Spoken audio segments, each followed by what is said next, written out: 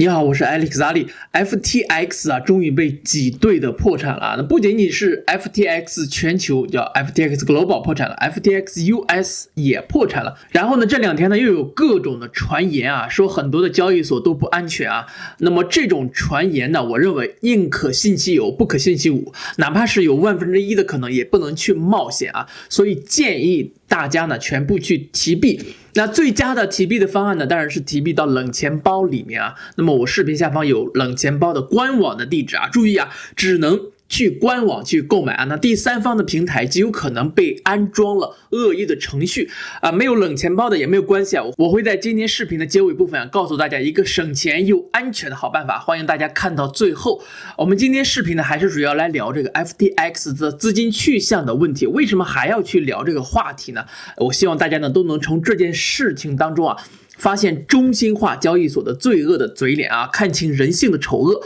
Trust no one。Trust No One 呢，这也是 Netflix 今年出的一个纪录片。这个纪录片呢是讲述了一个加拿大的加密货币交易所，他的老板假死跑路的故事啊，推荐给大家一定要去看。好，我是 Alex 阿里。如果你是第一次打开我的视频，我的频道呢是专注于加密货币和区块链技术，视频主要讲解币圈的基本面分析和一些大事件对整个币圈的点点滴滴的影响。另外呢，我的电报有个会员群，我的目标呢是带领群内所有的朋友在下个牛市周期内赚够这辈子足够的资金。感兴趣的朋友请通过视频下方缓中群的链接找到我，或者是群助手咨询进群的方式。好，我们进入今天的视频的主题。FTX 前首席执行官 Sam Bankman-Fried， 也就是 SBF，FTX 的联合创始人 Gary Wang 啊，是一个华人。工程总监 Nishad Singh 啊，目前呢被巴哈马的相关的机构监视啊，这意味着他们很难离开当地。但是据称呢，他们曾寻找逃往迪拜的方法，可能呢是因为迪拜和美国之间没有引渡的条约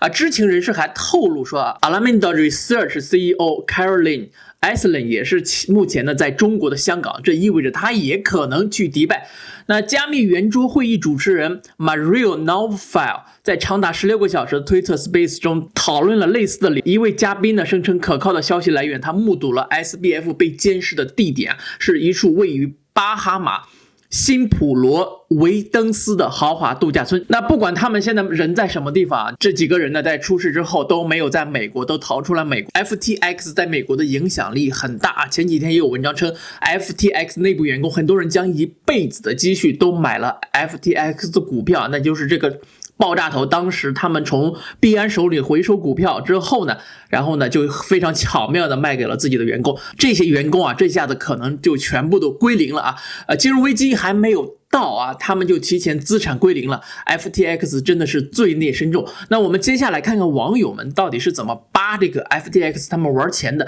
是不是这轮牛市10万美元没到也有他们的因素呢？根据大家扒出来的一个 FTX 的资产负债表啊，那显示 FTX 有9亿美元的流动性资产接下来是加密货币组成的55亿美元的流动性较低的资产，然后呢是32亿美元的非流动性私募股权投资，还有一个令人费解的700万美元的资产，名为 Trump to Lose， 川普输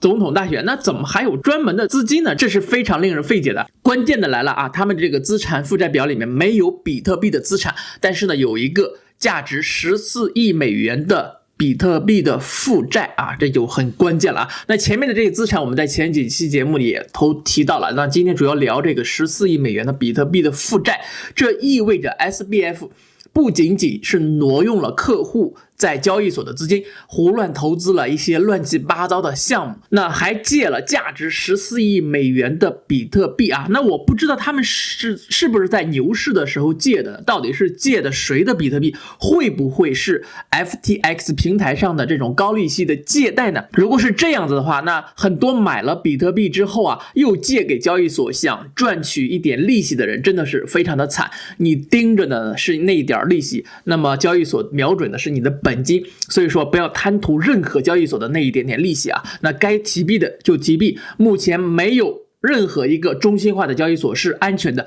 刚刚又有消息爆出来说，一个叫 Bitcoin 的倒闭了。那我们简单总结一下。FTX 在用客户的钱做空了比特币啊，或许是本轮牛市比特币没有到达10万美元的一个重要的原因。但是难道只有 FTX 一家交易所这么做吗？我不相信啊，一定有更多的交易所在做着同样的事情。所以说我们要发起一轮提币运动一定要开展起来，不能让交易所用我们的血汗钱去作恶，然后最后呢他们又倒闭了，然后我们的钱就没有了。所以说我们有义务管理好自己的资金，提币让交易所无法去作恶。但是呢，我们依然不知道 FTX 负债的100亿美元到底去了哪里。推特上有个英文博主叫 Westy， 他根据公开的资料进行了一个大胆的推测，就是 FTX 的清算引擎出了很大的问题后来 Westy 也是为了验证自己的推测进行了大量的调查求证我跟大家分享一下要点简单来说呢，就是它这个清算引擎呢，就是当大额清算发生的时候呢，将仓位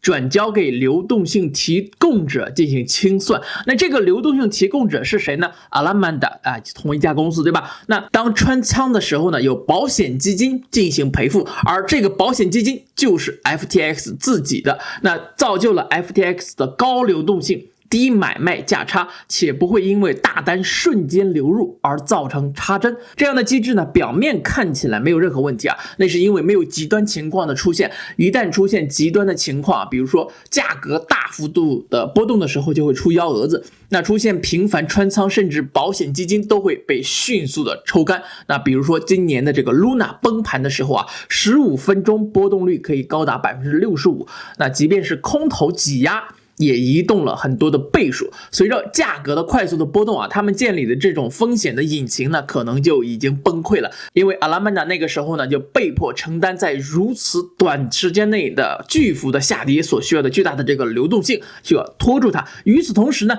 保险基金肯定也在流血。那如果说 Luna 崩盘那一次FTX 和 Alameda 没有死掉的话，那么10月25号的6亿美元的清算对他们的流动性造成了更大的打击大家看这个图片。那10月25号那天我没有想起来那天到底出现了什么重大的事情，但是那一天进行了一个巨量的清算，那这就是为什么 FTX 会被币安盯上的一个原因。那这也可以解释为什么 Alameda 团队的成员以及 FTX 他们自己的团队的成员不知道发生了什么事情，只有他们高管才知道这些事情。那么我们简单总结一下， FTX 自以为做出来了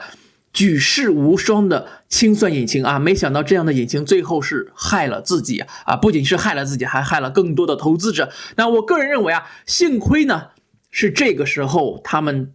爆雷了，那不然等到下个牛市走完，整个市场的这个市值呢再翻个几倍，进入币圈的人数也跟着翻了几倍FTX 的融资更多，就把外面的资金带入更多，然后投资的领域更加的广泛。如果说到下个牛市周期的时候出现暴雷，极有可能伤害到的呢就不只是币圈的人了，很可能会将整个世界的金融都吸进来。所以说我们说到这里，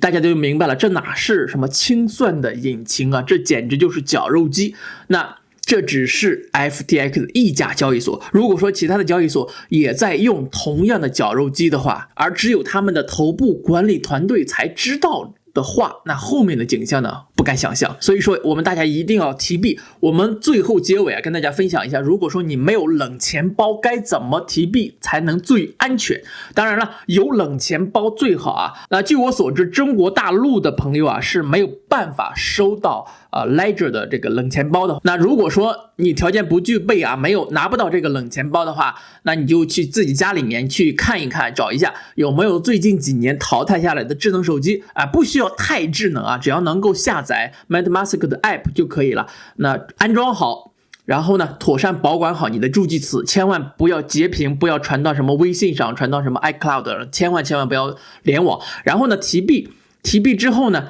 把这个手机断网关机，下一次需要的时候，比如说我需要卖币了，我再联网，再把币转到交易所，那不需要的时候我就要断网关机。希望能够帮助到大家好，以上呢就是今天视频所有的内容了。如果说你觉得对你的投资和思考有所帮助的话，请点赞这个视频，订阅我的频道，让我们下次节目再会，一起进步。共同发财。Peace。